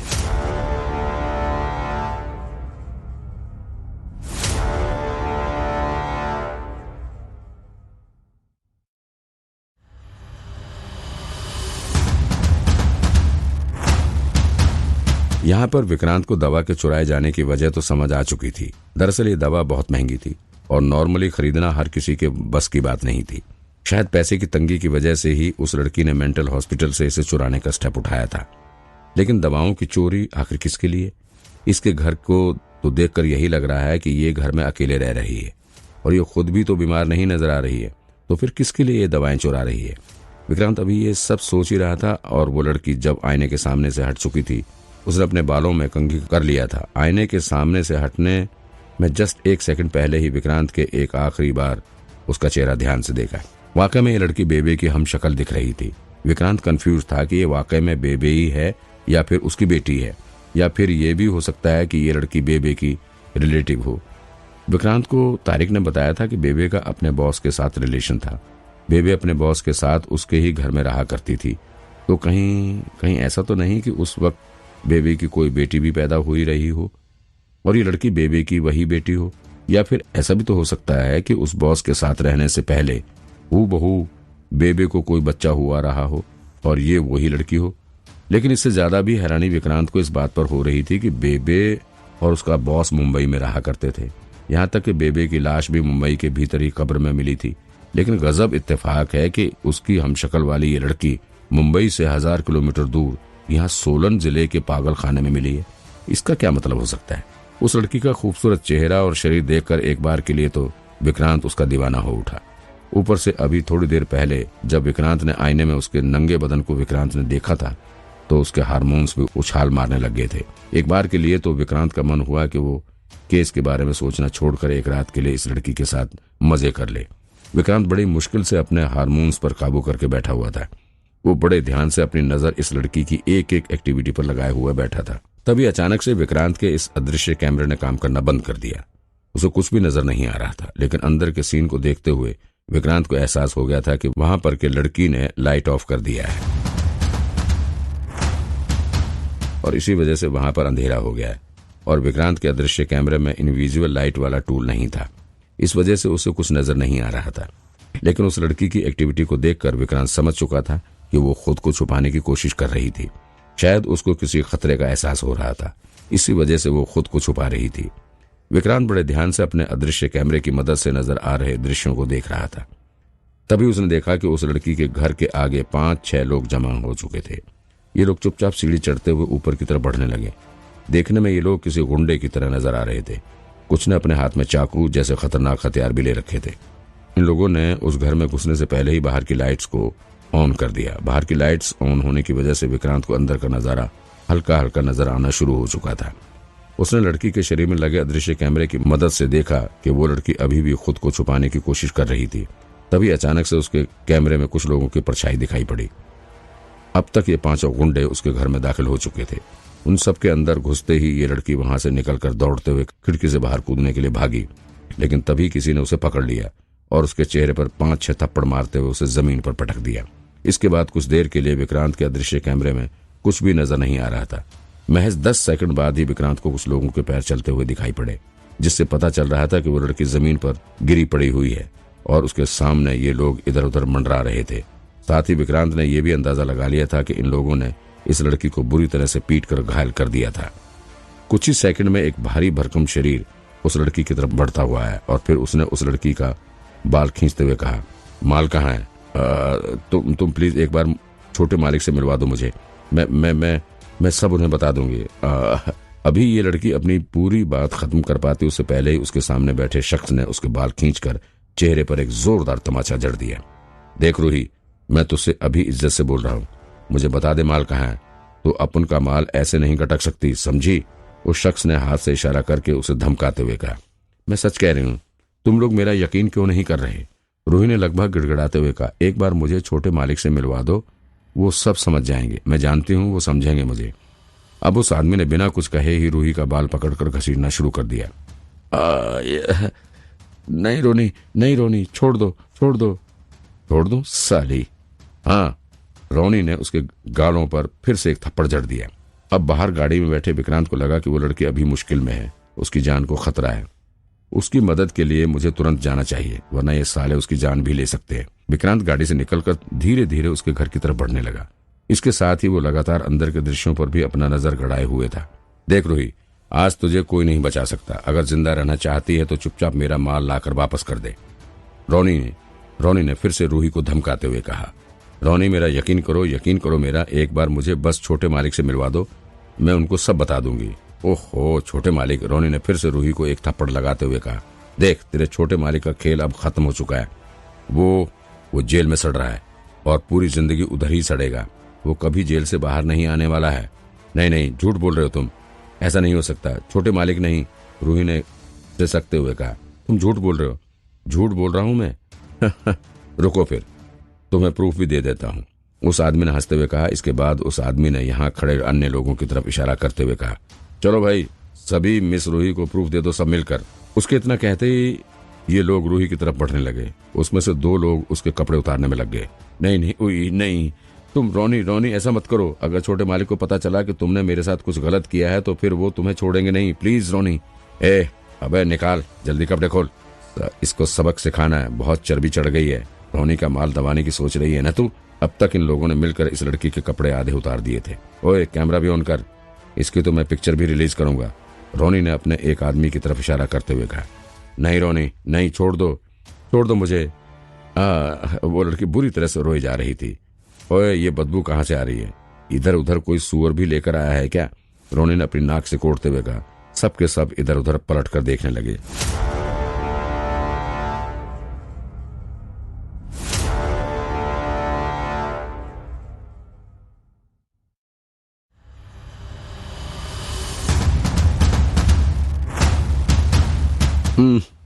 ओह, ये स्मेल पहले तो यहां नहीं थी। रोनी ने चारों तरफ नजर दौड़ाते हुए कहा। मुझे तो लग रहा है कि ये स्मेल कहीं बाहर से आ रही है। कोई सूअर पकाकर खा रहा है क्या? रोनी खिड़की से बाहर देखने की कोशिश कर रहा था। तभी जमीन पर पड़ी रूही ने मौका पाकर भागने की कोशिश शुरू कर दी। वो जल्दी से उठकर खिड़की की तरफ दौड़ी, लेकिन तभी एक आदमी ने लपक कर उसे पीछे से पकड़ लिया और फिर उसके बालों में अपना सिर रगड़ते हुए कहा, इतनी जल्दी क्या है जान, थोड़ा रुक जाओ, हम सभी तुम्हारे आशिक तुझसे मिलने आए हैं। वो बड़ी अजीब सी हंसी हंस पड़ा। उसके अन्य साथी भी उसे देखकर हंस पड़े। एक बार फिर से रूही ने उसको धक्का देते हुए दूसरी खिड़की से भागने की कोशिश की, लेकिन इस बार उसे एक दूसरे आदमी ने टांग फंसाकर जमीन पर धराशायी कर दिया। छोड़ दो मुझे, प्लीज मुझे जाने दो। रूही जमीन पर ही खुद को घसीटते हुए पीछे जाने लगी। अरे, हमने पकड़ा कहाँ है जान? अभी एक अजीब सी शक्ल वाला आदमी रूही की तरफ बढ़ता हुआ उसकी छाती को घूरे जा रहा था। रुक जाओ, वहीं रुक जाओ, वरना मैं पुलिस को कॉल कर दूंगी। रूही ने फोन निकालने के लिए नीचे हाथ किया, लेकिन उसने इस वक्त नाइट गाउन पहना हुआ था। फोन उसके पैंट की जेब में था, जिसे वो नहाने के पहले ही उतार चुकी थी। ऐसे में अब उसकी बेबसी को देखकर ये सब के सब जोर से हंसने लगे। ऊपर से नाइट गाउन में रूही का अधिकतर बदन उन्हें नंगा नजर आ रहा था, जो कि उन लोगों की उत्सुकता को और बढ़ाए जा रहा था। आ जाओ मेरी जान। ये सब के सब गोल घेरा बनाकर रूही की तरफ लार टपकाते हुए बढ़ने लगे। तभी अचानक से बाहर की सीढ़ियों पर किसी के चढ़ने की आवाज सुनाई पड़ी और ये सब रुक कर पीछे देखने लगे। रोनी ने दरवाजे की तरफ कदम बढ़ाते हुए बाहर देखने की कोशिश की, लेकिन तभी अचानक से एक जोरदार धमाका सा हुआ और रोनी दरवाजे समेत पीछे आकर चित पड़ गया। विक्रांत कमरे में दाखिल हो चुका था। पुलिस, हाथ ऊपर करो सबके सब। विक्रांत ने अपना हाथ पीछे करके पैंट से गन निकालने की एक्टिंग करते हुए कहा। कोई चालाकी मत करना, वरना सबको भून डालूंगा। अभी भी विक्रांत पैंट से गन निकालने की एक्टिंग ही कर रहा था, लेकिन शायद उसकी धमकी का असर होने लगा था, क्योंकि ये सारे गुंडे चूहे बिल्ली की तरह जहां से रास्ता पाए वहीं से भागने में लग गए। महज 10 सेकंड के भीतर ये सब के सब कहां रफू चक्कर हो गए, किसी को खबर नहीं। विक्रांत उनके बारे में पता लगाने में खासा इंटरेस्टेड भी नहीं था। उसका मेन मकसद तो इस लड़की से मिलना था, जिसकी लुटती हुई इज्जत अभी अभी उसने हीरो स्टाइल में एंट्री करके बचाई है। सड़क छाप चोर और गैंगस्टर में यही अंतर होता है। गैंगस्टर पुलिस को देखकर भागते नहीं है, जबकि चोर तो पुलिस का नाम सुनकर ही गायब हो जाते हैं। लेकिन रूही जितना उन गुंडों से डरी हुई नजर आ रही थी, उससे कहीं ज्यादा विक्रांत को देखकर खौफ में थी। उसने फिर से मौका देखकर खिड़की के सहारे भागने की कोशिश की, लेकिन विक्रांत भला उसे यहां से बचकर कैसे जाने देता। जैसे ही रूही खिड़की की तरफ भागी, तुरंत ही विक्रांत ने अपने बगल में पड़ी चेयर उठाकर खिड़की की तरफ फेंक दिया, जिससे इस खिड़की का रास्ता ब्लॉक हो गया। इसके बाद रूही तेजी से दूसरी खिड़की की तरफ भागी। इस बार विक्रांत ने झपट्टा मारते हुए उसे पकड़ने की कोशिश की, लेकिन इस झपटे में रूही तो उसके हाथ नहीं आई। हालांकि उसका नाइट गाउन जरूर विक्रांत के हाथों में आ गया। चर्र की आवाज के साथ गाउन 2 टुकड़ों में फट चुका था। एक टुकड़ा तो विक्रांत के हाथ में रह गया था, जबकि दूसरे टुकड़े से रूही किसी तरह खुद की बॉडी को ढकने की नाकाम सी कोशिश करने लगी। अब ये फटे हुए कपड़े उसके पूरे शरीर को नहीं ढक सके, तो फिर उसने किसी तरह से खुद को कमरे में लगे पर्दे के पीछे छुपा लिया। कम ऑन, आ जाओ, सामने आ जाओ। विक्रांत धीरे धीरे उसकी तरफ बढ़ने लगा। आ जाओ, फाइट करनी है तुम्हें। वैसे इस वक्त रूही विक्रांत के साथ फाइट करने के मूड में कतई नहीं थी, लेकिन विक्रांत ने कहकर खुद ही उसके जहन में डाल दिया कि वो विक्रांत से फाइट कर सकती है। विक्रांत कुछ समझ पाता उससे पहले ही रूही ने लपक कर उसके हाथों को पकड़ लिया और फिर विक्रांत की भुजाओं पर उसने अपने दांत घुसा दिए। उसने अपने जबड़ों से पूरी ताकत लगाते हुए विक्रांत के हाथ से खून निकाल दिया, जिससे उसकी शर्ट भी भीगने लगी। विक्रांत डर से चीखने लगा। उसने अपने दूसरे हाथ से रूही की गर्दन पकड़कर पीछे खींचते हुए उसे खुद से दूर धक्का दिया, जिससे रूही लड़खड़ाते हुए जमीन पर धराशायी हो उठी। फिर विक्रांत ने उसे बिना कोई मौका दिए बगैर ही उसकी टांगों को पकड़कर काबू में करने की कोशिश शुरू कर दी। लेकिन इसी वक्त अचानक से रूही को वॉमिटिंग होनी शुरू हो गई। वो जोर जोर से ओ ओ की आवाज करते हुए उल्टी करने लगी। विक्रांत को लगा कि शायद ये प्रेग्नेंट है, इस वजह से उसे उल्टी हो रही है। एक पल के लिए उसका दिल दया से भर उठा। विक्रांत ने पहले तो फटाफट रूही की टांगों को वहां पड़ी एक रस्सी के सहारे बांध दिया और फिर उसने उसकी पीठ को सहलाते हुए उसे राहत देने की कोशिश करने लगा। ओहो, रूही की उल्टी रुकने का नाम ही नहीं ले रही थी। पानी पानी। विक्रांत भागता हुआ सामने मौजूद किचन की तरफ गया और वहां से एक बोतल में पानी लेकर रूही को पिलाने लगा। इसके साथ ही वो लगातार रूही की पीठ भी सहलाया जा रहा था। विक्रांत को अभी भी अदृश्य शक्ति द्वारा दिए गए परफ्यूम की स्मेल फील हो रही थी। उसने रूही की पीठ सहलाते हुए ही अपनी शर्ट को सूंघने की कोशिश की। या आख। विक्रांत का मन भी खराब हो उठा। उसके शरीर से सूअर की बहुत ज्यादा गंदी स्मेल आ रही थी और अब उसे समझ आया कि रूही को वॉमिटिंग इसलिए नहीं हो रही थी क्योंकि वो प्रेग्नेंट है। उसे उल्टी इस वजह से हो रही थी क्योंकि उसने विक्रांत के शरीर में से आ रही सूअर की स्मेल को बेहद करीबी से सूंघ लिया था। छी छी, इतनी गंदी स्मेल। रूही अभी भी नाक दबाकर किसी तरह पानी पीते हुए खुद को संभालने की कोशिश कर रही थी। अब जाकर विक्रांत को यह भी समझ आ चुका था कि वो गुंडे यहाँ से इसलिए भागकर गए थे क्योंकि उन्हें भी सूअर की असहनीय गंध का एहसास हो रहा था। अगर वो यहाँ रुके होते तो फाइट करने से पहले गंदी स्मेल से ही अपना दम तोड़ देते। लेकिन विक्रांत को डर था कि अभी भले ही वो गुंडे यहाँ से भाग गए हैं, लेकिन बाद में रूही को अकेले पाकर वो फिर से लौट सकते हैं। इसलिए उसने रूही को अपने साथ ले जाने का निर्णय लिया। उसने पहले रूही को कपड़े पहनने के लिए कहा और फिर जबरन उसे अपनी गाड़ी में बैठाकर निकल पड़ा। उसने रूही के पैर पहले से ही बांध रखे थे ताकि वो किसी भी हालत में भाग ना पाए। विक्रांत रूही को लेकर पुलिस स्टेशन जाने के बजाय अपने होटल रूम की तरफ निकल पड़ा था। वो रूही को लेकर होटल रूम इसलिए नहीं जा रहा था ताकि उसका फायदा उठा सके, बल्कि वो इसलिए पुलिस स्टेशन जाने के बजाय होटल रूम जा रहा था क्योंकि इस वक्त विक्रांत के शरीर से बहुत ही भयानक और दम घोटू स्मेल आ रही थी। वो होटल पहुंचकर जल्द से जल्द नहाकर इस स्मेल को खत्म करना चाहता था, क्योंकि अगर उसने ऐसा जल्द से जल्द नहीं किया तो फिर उसे भी उल्टी आनी शुरू हो जाएगी। और इसके साथ ही पुलिस स्टेशन जाने से पहले होटल जाने का एक कारण यह भी था कि विक्रांत रूही को पर्सनली इंटेरोगेट करना चाहता था। विक्रांत गाड़ी लेकर सीधे होटल पहुंचा। क्योंकि रूही के पैर को उसने रस्सी से बांध रखा था, ऐसे में विक्रांत ने उसे गोद में उठा लिया और सीधे ही होटल रूम में पहुंच गया। पहले भी विक्रांत उसे गोद में उठाकर ही उसके घर की सीढ़ियों से नीचे उतारकर गाड़ी में बैठाने के लिए ले आया था।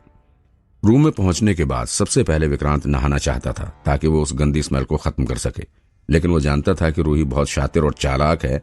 ऐसे पैर में सिर्फ रस्सी बंधे होने और वो बड़ी आसानी से भाग निकलेगी, फिर चाहे उसके पैर में 10 रस्सियां ही क्यों ना बांध दी जाएं। इसलिए विक्रांत ने सबसे पहले तो कमरे में इधर उधर ढूंढकर बांधने वाली चीज का इंतजाम किया। फिर उसने रूही के हाथों को पीछे करके उसे बांध दिया और फिर एक रस्सी से उसके गर्दन को पीछे करके वहीं जकड़ दिया। इसके बाद विक्रांत बेफिक्र होकर बाथरूम में नहाने के लिए गया। उसने तकरीबन 15 मिनट तक खूब अच्छे से स्नान किया। शैम्पू की एक पूरी बोतल खत्म करके उसने अपने शरीर से स्मेल को दूर किया। उसके बाद वो बाथरूम से बाहर निकला। अब तक अगले दिन की शुरुआत हो चुकी थी और विक्रांत जिस केस की जांच के सिलसिले में यहाँ आया हुआ था उसमें एक और नए कत्ल होने का भी समय आ चुका था। वैसे तो इस वक्त विक्रांत को सिर्फ उसी केस का इंटेरोगेशन करना चाहिए, उसके अलावा किसी भी चीज में अपना टाइम वेस्ट नहीं करना चाहिए, क्योंकि केस बहुत ही खतरनाक मोड़ पर आ चुका था। रोजाना एक एक करके मेडिकोर फार्मा के लोगों का मर्डर हो रहा था। पूरे शहर में इस शातिर और बेखौफ कातिल ने तहलका मचा रखा था। लेकिन विक्रांत इस वक्त एक अनजान लड़की को, जिससे शायद इस केस से कोई लेना देना भी नहीं होगा, उससे इंटेरोगेट करने जा रहा था। विक्रांत ने सोचा कि पहले फटाफट इससे कुछ सवाल पूछ लेता हूँ, फिर इसे पुलिस के हवाले करके मेडिकोर फार्मा वाले केस पर काम करने में लग जाऊंगा। तो बाथरूम से नहाकर निकलने के तुरंत बाद ही विक्रांत रूही के सामने बेड पे बैठ गया और उसे इंटेरोगेट करने के लिए तैयार हो गया। उसने रूही की रस्सी को भी खोल दिया था।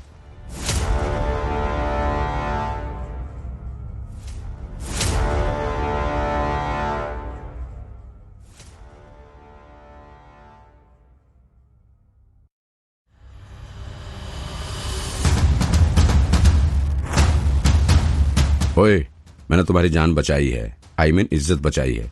अगर मैं मौके पर ना पहुंचता तो पता भी है तुम्हें कि तुम्हारे साथ क्या होने वाला था। विक्रांत ने रूही की तरफ देखते हुए कहा, फालतू की बातें करके मुझे गलत साबित करने की कोशिश मत करो। ओह, किसने कहा तुम्हें मेरी इज्जत बचाने को? हाँ, पता नहीं क्यों मेरे पीछे पड़े हो। तुम ना आते तो सब कुछ सही होता, सब सही जा रहा था। उनसे ज्यादा डर तो मुझे तुमसे लग रहा है। रूही ने विक्रांत की तरफ देखते हुए कहा, मेरे हाथ बांध दिए, मेरे पैर बांध दिए, जबरदस्ती होटल रूम में उठाकर ले आए। तुम मेरे साथ जबरदस्ती करने की कोशिश कर रहे हो। मैं पुलिस को कंप्लेंट करूंगी। हेलो, मैं खुद पुलिस ऑफिसर हूँ, समझी? तुम चोरी करके भाग रही थी, इस वजह से तुम्हें पकड़कर इंटेरोगेट करने के लिए यहाँ लेकर आया हूँ। कोई जबरदस्ती नहीं कर रहा। विक्रांत ने उसे घूरते हुए कहा। और अगर मुझे कुछ करना होता ना तो अब तक इंतजार नहीं कर रहा होता, कर चुका होता, समझी? तो प्लीज फालतू बकवास बंद करो।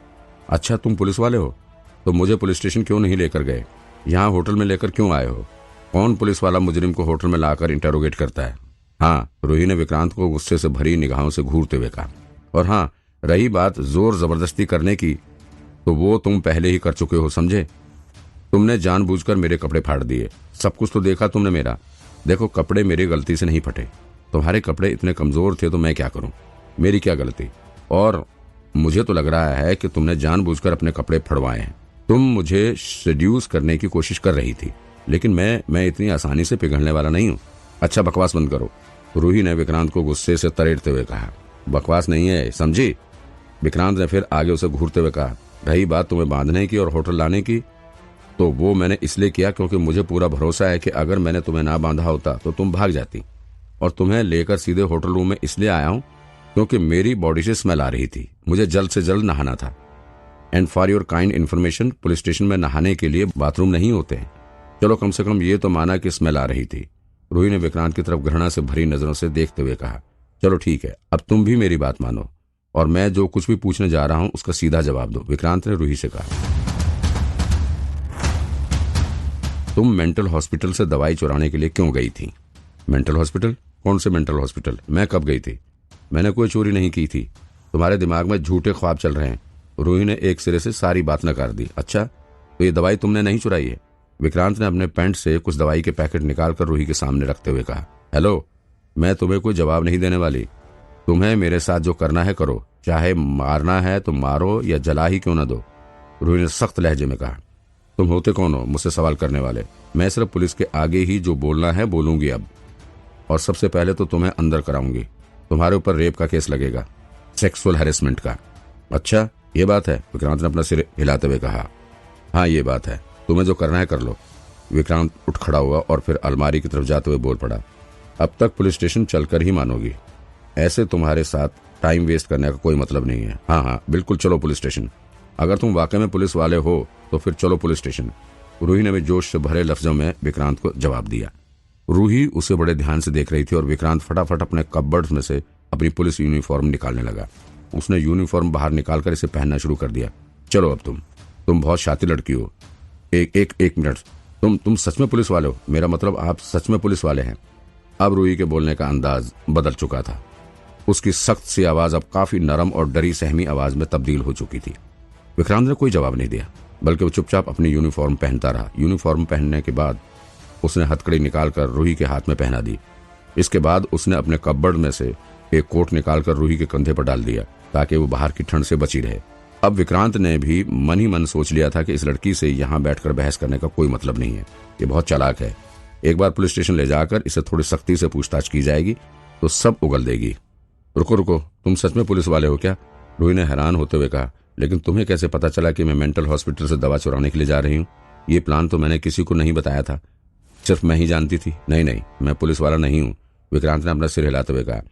वो तुम मेंटल हॉस्पिटल गई थी ना दवाई चुराने, वहां पर मेंटल पेशेंट था और तुम ये जो दवाई लेकर भागी थी वो मेरी दवाई थी। तो मैं अब उसी दवाई को लेने के लिए तुम्हारे पीछे पीछे भाग रहा हूँ। हाँ, रूही अवाक होकर विक्रांत को देखती रह गई। तुम मजाक कर रहे हो, है ना? नहीं, अब तक कर रहा था, लेकिन अब मैं सीरियस हूँ। तुम अपना हाथ पीछे करो और शांति से खड़ी रहो, वरना मेरे पास गन भी है। विक्रांत ने रूही का हाथ पीछे करके उसे हथकड़ी पहना दिया। पहले उसने रूही के हाथों को आगे करके हथकड़ी पहनाया हुआ था, लेकिन अब उसने हाथ पीछे करके हथकड़ी पहना दिया था। लेकिन अभी विक्रांत उसे हथकड़ी पहनाकर पीछे ही मुड़ा था कि रूही ने फिर से अपना हाथ ना जाने कैसे फ्री कर लिया। विक्रांत सिर्फ उसके खुले हाथों को देख पा रहा था। उसे यह नहीं पता था कि आखिर रूही ने कैसे अपना हाथ फ्री किया है। कुछ भी हो, ये लड़की बहुत ही शातिर और चालाक थी। इतनी शातिर लड़की तो विक्रांत ने शायद ही आज तक कभी देखी रही होगी।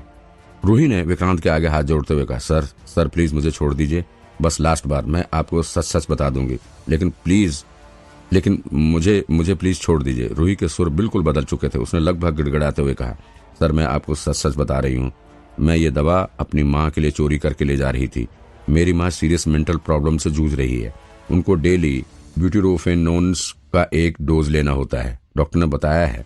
लेकिन सर ये दवा बहुत महंगी है, पैसे नहीं है उतने मेरे पास, इसलिए मजबूरी में चुराना पड़ रहा है। सर सच बोल रही हूँ सर।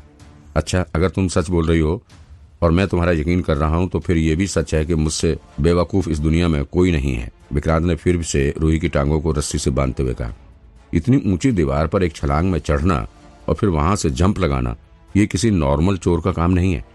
और अगर तुम इतनी एक्सपर्ट हो तो तुम्हारे पास पैसे की इतनी कमी तो कतई नहीं होगी कि तुम एक दवा ना खरीद सको। तो इसका मतलब ये है कि तुम माँ की बीमारी का बहाना अपने ड्रग डीलिंग धंधे को छुपाने के लिए कर रही हो, है ना? रूही अवाक होकर विक्रांत की तरफ देखती रही। उसके माथे पर पसीना आना शुरू हो चुका था। विक्रांत ने एक पल में ही उसका झूठ पकड़ लिया था। रूही के पास कहने के लिए कुछ नहीं रह गया था। फिर भी उसने अपनी तरफ से खुद को निर्दोष साबित करने के लिए सफाई देते हुए कहा, सर मैं बस दवा चुरा रही थी, छोटी मोटी चोरी करती हूँ। उसका चेहरा पसीने से भीग चुका था। वो काफी नर्वस हो चुकी थी और विक्रांत बड़े आराम से उसके भाव को समझ सकता था। तो उसने इस बारे में ज्यादा कुछ पूछने के बजाय कहा, चलो एक सवाल का जवाब मिल गया, अब दूसरा सवाल। विक्रांत ने मुस्कुराते हुए कहा, ये बताओ वो टोनी तुम्हारे पास क्या लेने आया हुआ था और तुम छोटे मालिक किसे कह रही थी? वो कोई मैटर नहीं था सर। छोटे मालिक बहुत बड़े आदमी हैं, लेकिन अभी वो जेल में है। आपने भी सुना होगा, रूही ने जवाब दिया। वो खुद को कंफर्टेबल दिखाने की कोशिश कर रही थी अब, लेकिन मुझे ये नहीं पता कि कहाँ से उन्होंने ये अफवाह सुन ली थी। मैंने किसी करोड़पति के घर से हीरे चुराए हुए हैं, तो वही मांगने के लिए आए हुए थे। फिर रूही ने बनावटी हंसी हंसते हुए कहा, आप भी देखिए सर, कैसी बेतुकी बातें कर रहे थे लोग। आपको लगता है मैं कभी हीरे भी चुरा सकती हूँ? विक्रांत ने अपना सिर हिलाते हुए कहा, सर आप यकीन कीजिए, मैं बेकसूर हूँ, कोई भी गलत काम नहीं किया है। रूही को उम्मीद थी कि विक्रांत उसकी बातों में जरूर यकीन करेगा। नॉनसेंस, साले पागल हैं, विक्रांत ने कहा। अब अगर तुमने हीरे चुराए होते तो फिर तुम्हें मेंटल हॉस्पिटल से दवा चुराने की क्या जरूरत थी? हाँ वही बात तो मैं भी कह रही हूँ सर। हे रूही ने काफी नर्वस होते हुए कहा, मैंने बताया ना आपको, मैंने कुछ गलत नहीं किया है। आप जासूस हैं ना सर? बकवास बंद करो, आप मुझे तीसरे सवाल का जवाब दो। विक्रांत ने अब बेहद सीरियस होते हुए कहा, तुम बेबे नाम की किसी औरत को जानती हो? बेबे? रूही ने अपना सिर खुजाते हुए कहा, बेबे? विक्रांत ने अपने फोन में से बेबे की डेड बॉडी की फोटो को निकालकर रूही को दिखाते हुए कहा। रूही ने जब उस फोटो को ध्यान से देखा तो फिर उसने विक्रांत की तरफ देखते हुए कहा, ओह अब समझी, तो आप इस औरत की वजह से बहुत दिन से मेरे पीछे लगे हुए थे, तभी आपको मेरे बारे में सब पता चला। बकवास बंद करो, बोला ना, विक्रांत ने उसे चुप कराते हुए कहा। मैं बस इतना पूछ रहा हूँ कि मुंबई में तुम्हारा कोई रिलेटिव रहता है क्या? मुंबई? रूही ने अपनी भौहें टेढ़ी करते हुए कहा, मेरा कोई रिलेटिव ही नहीं है। मुंबई क्या, यहाँ भी कोई नहीं है। कोई रिलेटिव नहीं है? इसका मतलब ये लड़की अनाथ है? विक्रांत को उसकी बातों पर पूरा यकीन नहीं हो रहा था, इसलिए उसने डिसाइड किया कि जब वो बाद में उसे लेकर पुलिस स्टेशन पहुंचेगा तब इसकी डिटेल इन्फॉर्मेशन निकालेगा। इसके साथ ही विक्रांत ने उसके डीएनए टेस्ट करवाने का भी सोचा था, ताकि वो बेबे के डीएनए से उसे मैच करवा के ये जान सके कि वाकई में इसका कनेक्शन बेबे से है या नहीं। अच्छा, अंत में तुमसे मैं आखिरी सवाल करने जा रहा हूँ। अगर तुमने सही जवाब दिया तो फिर मैं तुम्हें छोड़ दूंगा। विक्रांत ने बेहद सीरियस होकर उसकी आंखों में देखते हुए कहा, तुम ये बताओ कि मेडिकोर फार्मा कंपनी के सीरियल मर्डर केस से तुम्हारा क्या कनेक्शन है?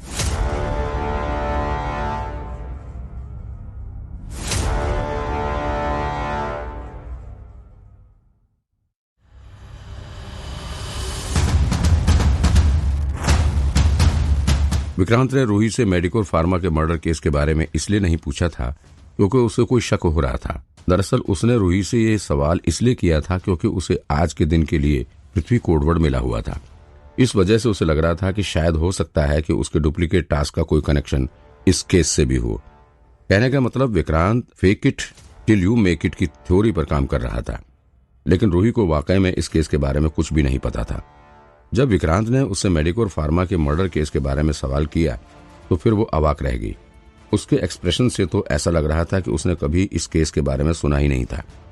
वैसे विक्रांत किसी के भी फेशियल एक्सप्रेशन को भी पढ़ने में माहिर था। ऐसे में उसने एक नजर में ही ये बता दिया कि रूही झूठ नहीं बोल रही है, उसे वाकई में इस मर्डर केस के बारे में कुछ नहीं पता है। दरअसल अभी तक पुलिस इस मामले को ज्यादा पब्लिक में लाने से बच रही है। अभी तक सिर्फ पुलिस डिपार्टमेंट और मेडिकोर फार्मा के एम्प्लॉइज तक को ही इस सीरियल मर्डर केस के बारे में पता था। अभी ये खबर धीरे धीरे शहर में फैल रही थी। ऐसे में हो सकता है कि रूही ने भी अभी तक इस मर्डर केस के बारे में कुछ सुना ना हो। वैसे उसकी हरकतें और बात करने के अंदाज को देखकर विक्रांत ने अनुमान लगा लिया था कि रूही सिर्फ नॉर्मल सी चोर है जो कि दवाओं की चोरी करती है। विक्रांत को तो अब खुद पर पछतावा भी हो रहा था कि आखिर उसने क्यों उसे पकड़ा, और पकड़ा तो ठीक, उसे पकड़कर सीधे पुलिस के हवाले कर देना था। उससे बात करने की क्या जरूरत थी? विक्रांत अब स्पेशल टीम का टीम लीडर है। ऐसे छोटे मोटे चोरों को पकड़ना उसके प्रोफाइल को शोभा नहीं देता है। वो मुंबई से यहाँ स्पेशल केस पर काम करने के लिए आया हुआ है। ऐसे रोड छाप चोरों के पीछे भागना उसका काम थोड़ा ही है। हालांकि विक्रांत को ये भी विश्वास था कि रूही भले ही नॉर्मल से चोर है, लेकिन उसके पास से जरूर कोई खास इन्फॉर्मेशन निकल सकती है। वैसे विक्रांत ये सब किसी शक के आधार पर नहीं कर रहा था। ये सब विक्रांत इसलिए कह रहा था क्योंकि उसके दिल में ऐसी आवाज आ रही थी। ऐसे में अब विक्रांत रूही को यूं ही तो नहीं जाने देगा। अभी वो उसे लेकर पुलिस स्टेशन जाएगा, जहां पर रूही को अच्छे से इंटेरोगेट किया जाएगा। अब तो मुझे पूरा यकीन हो गया है जो मैं पहले कह रही थी उस पर। रूही ने विक्रांत की तरफ देखते हुए कहा, मुझे पूरा विश्वास है कि तुम्हें कोई मेंटल प्रॉब्लम है ना?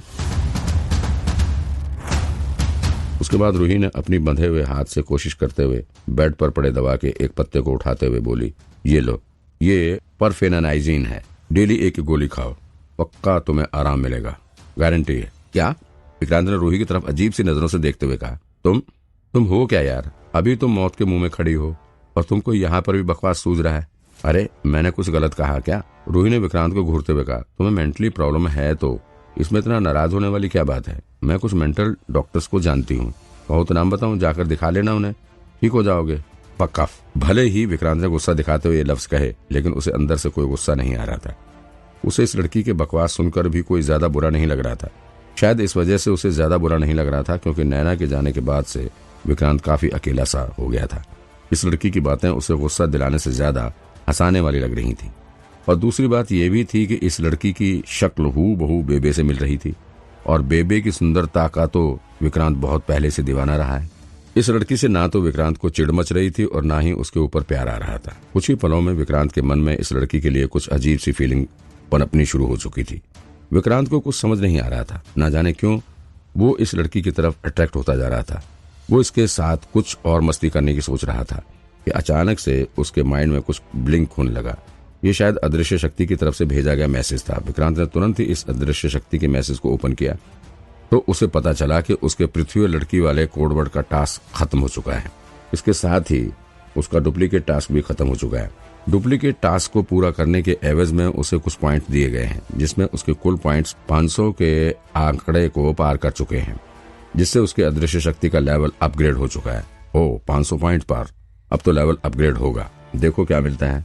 विक्रांत वहां खड़े खड़े अपना सिर ऊपर करके अदृश्य शक्ति के इस पूरे मैसेज को समझने की कोशिश कर रहा था। रूही कुछ पल तक विक्रांत की ये अजीब हरकत देखती रही और फिर उसने विक्रांत को बुलाते हुए कहा, देखो देखो, ये पागलों वाली हरकत नहीं है तो क्या है? मैं कह रही हूँ ना, तुम्हें इलाज की जरूरत है, जाकर अपना इलाज करवाओ। तुम बकवास बंद करो। विक्रांत अभी उसके साथ कोई बहस नहीं करना चाहता था, तो वो चुपचाप बाथरूम में चला गया। वहां जाकर वो अदृश्य शक्ति के इस लेवल अपग्रेड को समझने लगा। इधर मौका पाकर रूही भागने की फिराक में लग गई। वैसे उसका हाथ और पैर दोनों बंधा हुआ था, फिर भी किसी तरह वो पहले इसे खोलने की कोशिश में लग गई। काफी देर तक मशक्कत करने के बाद भी वो अपने हाथ की रस्सी नहीं खोल पाई। आखिर में हार मानकर वो किसी तरह लुढ़कते हुए दरवाजे की तरफ बढ़ने लगी। दरवाजे पर पहुंचने के बाद वो अपने दांतों से दरवाजे के हैंडल को नीचे करके उसे खोलने की कोशिश करने लगी, लेकिन दरवाजे पर डबल लॉक लगा हुआ था और ये लॉक कार्ड से ही खुल सकता था। रूही ने तुरंत ही याद करने की कोशिश की तो उसे याद आया कि कमरे का लॉक ओपन करने के बाद विक्रांत ने दरवाजे का कार्ड अपनी शर्ट की जेब में रखा था और उसने अपनी शर्ट को उतारकर कपबोर्ड में रखा था। तो रूही किसी तरह रेंगते हुए कपबोर्ड तक पहुंची और उसने अब कपबोर्ड को खोलने की कोशिश शुरू कर दी। कुछ ही सेकंड में उसने विक्रांत के शर्ट में से रूम का कार्ड निकाल लिया। इसके बाद वो फिर से कमरे के दरवाजे की तरफ चल पड़ी। कमरे के पास पहुंचकर उसने कार्ड को दरवाजे में स्वाइप किया और फिर हैंडल को नीचे करके लॉक खोलने लगी। उधर खटपट की आवाज सुनकर विक्रांत को कुछ शक हुआ। वो भागता हुआ बाथरूम से बाहर आ गया। जैसे उसने रूही को दरवाजा खोलते देखा, वो आग बबूला हो उठा और भागता हुआ रूही के करीब पहुंच गया। वहां पहुंचकर उसने रूही के बालों को पकड़कर उसे अंदर खींच लिया और फिर तुरंत ही दरवाजे को अंदर से लॉक कर दिया। बचाओ! रूही दर से चिल्लाने लगी। साथ ही वो जोर से चिल्लाते हुए शोर भी मचाना चाहती थी ताकि कोई उसका शोर सुन ले और उसे बचाने के लिए आ जाए। विक्रांत ने उसके मुंह को अपने हाथ से दबाते हुए शांत करने की कोशिश की तो रूही ने विक्रांत के हाथों में अपने दांत घुसा दिए। विक्रांत दर्द के मारे चीख पड़ा। गजब का है दिन, सोचो जरा। उधर विक्रांत का फोन बजने लगा। इधर रूही फिर से जोर जोर से चिल्लाते हुए मदद के लिए कहने लगी। आधी रात के वक्त विक्रांत के पास फोन आ रहा था। इसका मतलब कि जरूर कोई बहुत इंपॉर्टेंट काम की वजह से उसके पास कॉल कर रहा था। लेकिन अभी विक्रांत के पास फोन उठाने का वक्त नहीं था। अभी उसकी टॉप प्रायोरिटी रूही को किसी भी हालत में शांत करवाने की थी। तो विक्रांत ने कब्बड़ से बाहर फेंके हुए अपने शर्ट को उठाकर रूही के मुंह में भर दिया, जिससे अब वो बोल सकने में असमर्थ थी। आज का टास्क पूरा हुआ। आपका सक्सेस रेट 137% है। बधाई हो, आपको 3 अदृश्य डिवाइस दी गई हैं। इसी हड़बड़ाहट के बीच अदृश्य शक्ति के सिस्टम ने भी मजे लेने शुरू कर दिए। वाओ वाओ, रूही को विक्रांत ने ले जाकर बाथरूम में बंद कर दिया था, लेकिन वो वहां पर पूरी ताकत से खुद को छुटाने की कोशिश कर रही थी। वो अपना मुंह चलाते हुए कपड़े को बाहर उगलने की कोशिश कर रही थी, लेकिन विक्रांत ने फिर से उसके मुंह में कपड़ा ठूंस दिया। रूही किसी जल बिन मछली की तरह बाथरूम के फर्श पर छटपटा रही थी। रूही ने फिर से अपने शरीर और कपड़ों की दुर्गति कर ली थी। उसके बदन का आधे से ज्यादा हिस्सा सामने नजर आने लगा था। उसके नंगे बदन को देखकर विक्रांत को एक बार के लिए मन किया कि वो रूही के साथ अपने जिस्म की प्यास बुझा ले, लेकिन अभी ये सब करना ठीक नहीं था। विक्रांत एक पुलिस ऑफिसर था और इस वक्त उसकी आत्मा ये सब गलत काम करने के लिए राजी नहीं हो रही थी। किसी तरह से उसने अपने हार्मोन्स को शांत करने की कोशिश की। ओए, चुपचाप पड़ी रह।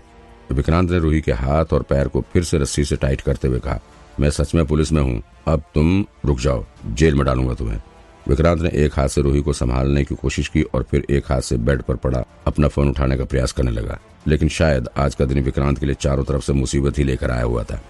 जैसे उसने फोन हाथ में उठाया, तुरंत ही किसी ने दरवाजे पर दस्तक दे दी। विक्रांत हैरान रह गया। भला आधी रात को दरवाजे पर कौन आ गया है? वो दरवाजे के पास पहुंचकर खोलने ही वाला था कि बाहर से आवाज आई, क्या हुआ? हम लोग बगल वाले रूम से हैं, कोई हेल्प की जरूरत है क्या? हे भगवान, विक्रांत ने अपना सिर पकड़ लिया और फिर उसने अपने अदृश्य शक्ति के सिस्टम से इनविजुअल वॉइस चेंजर टूल का इस्तेमाल करते हुए एक लड़की की आवाज निकाली। हाँ हाँ, यहाँ सब ठीक है, प्लीज हमें दोबारा डिस्टर्ब मत करो। रूही विक्रांत को इस तरह बोलते देख दंग रह गई। उसे समझ नहीं आ रहा था। फिर विक्रांत ने रूही की तरफ देखते हुए लड़की की ही आवाज में कहा, कैसी लग रही हूं मैं? तभी फिर से विक्रांत का फोन बज उठा। गजब का है दिन। हेलो हेलो सर, आप कहाँ हैं? मैं फोन कर रहा हूँ, आपने उठाया नहीं। दूसरी तरफ से हर्षित ने विक्रांत से कहा, हाँ बोलो, क्या बात है? सर, मुझे एक मेडिकोर फार्मा वाले मर्डर केस का एक बहुत इंपॉर्टेंट क्लू मिला है।